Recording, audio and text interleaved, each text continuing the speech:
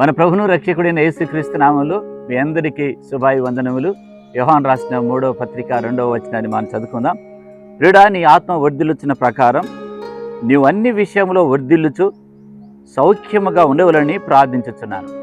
ఈ వాక్య భాగంలో మనం ఆత్మలో వర్ధిల్లుచున్న ప్రకారం అన్ని విషయాల్లో వర్ధిల్లుచు సౌఖ్యముగా ఉండాలని యోహాను ప్రార్థించినట్టుగా మనం చూస్తున్నాం. నా ప్రేమైన సహోదర సహోదరి, ఒక విషయాన్ని గమనించాలి. నువ్వు ఆత్మలో వర్ధిల్లుచు ఉన్నట్లయితే నువ్వు అన్ని విషయాలు కూడా వర్ధిల్లుచు సౌఖ్యంగా ఉండగలవు.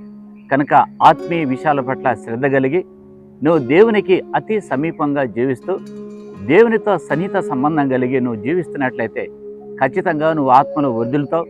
ఆ రీతిగా నువ్వు అన్ని విషయాల్లో సౌఖ్యంగా ఉండగలవు. కనుక నీవు ఈ వాగ్దాన్ని స్వతంత్రించుకొని ముందుకు నడవాలని ప్రభు పేరిట మనవి చేస్తూ ఉన్నాను. దేవుడు మిమ్మల్ని ఆశీర్వదించును గాక. ఆమేన్.